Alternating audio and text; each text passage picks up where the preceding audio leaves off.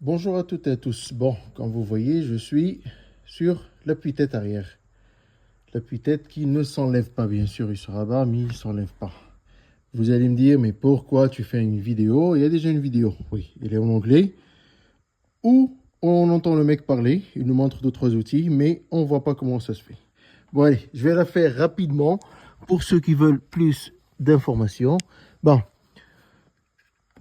on se prend un petit tournevis fin, ou même avec les angles, ça se fait bien. On décolle le petit cache sur le côté. Une fois décollé, comme ça, on décolle les deux là, là et là, et va bloquer là derrière. Alors là, on prend tout simplement une lame de scie,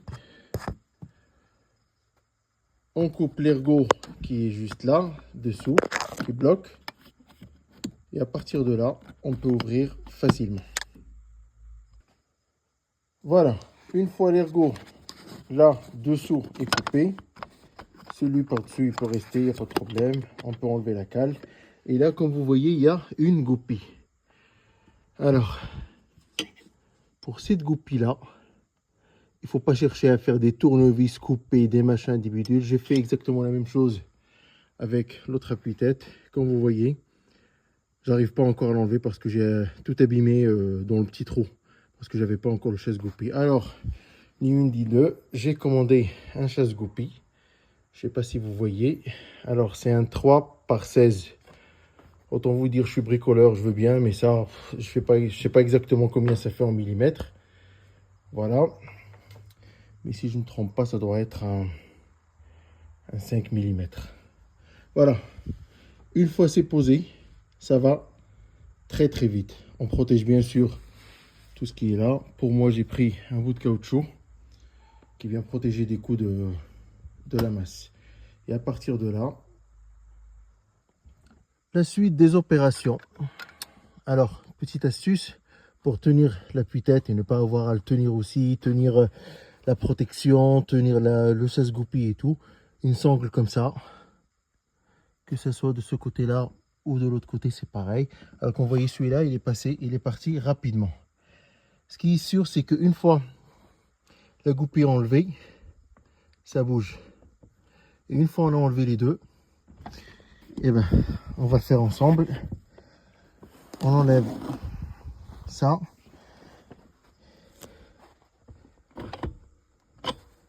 Et voilà. Ça c'est fait. Un appui-tête d'enlever. À partir de là, on va remettre les caches. Hop. Ce qui est sûr, c'est que c'est pas facile à faire. Mais une fois on a le matériel nécessaire, ce qu'il faut, alors ça va très bien. À partir de là, je vais mettre des tiges en bois, là, pour venir caler le truc noir, là, que vous voyez, comme ça, quand je ferme, ils vont rester bloqués. Et ces tiges en bois, ils vont rester bloqués.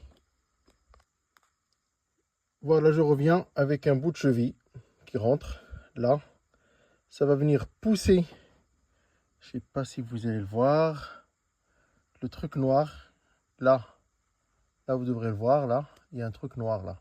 C'est ça, ce qui vient soulever le petit bouton ici. Voilà.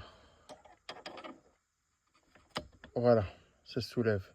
Alors, l'astuce, c'est où vous mettez le bout de bois pour maintenir le bouton comme ça, ou sinon, vous appuyez dessus,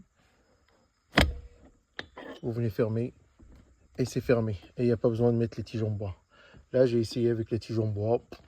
C'est pas très concluant si c'est pas vraiment du bon diamètre. Voilà.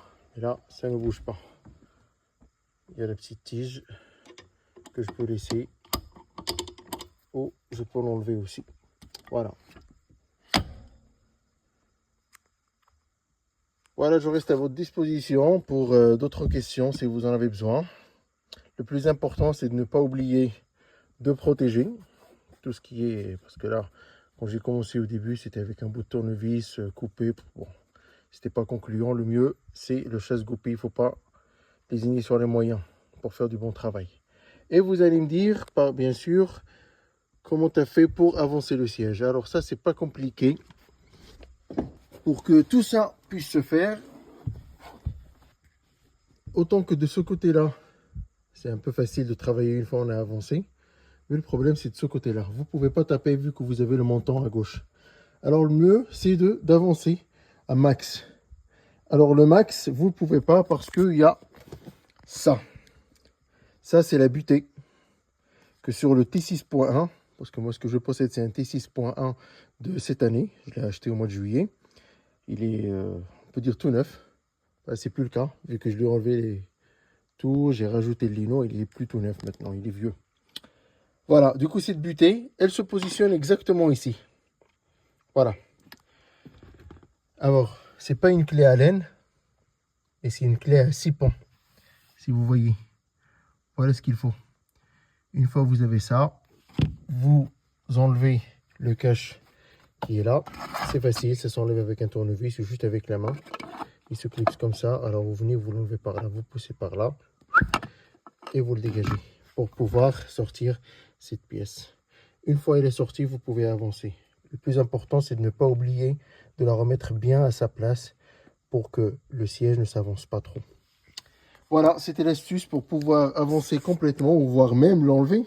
Parce que sur quelques commentaires d'il y a quelques années en arrière, il y en a qui ont enlevé carrément le siège, ils l'ont sorti. Effectivement, c'est beaucoup plus facile pour circuler autour et de taper à la masse sur le chasse-goupille.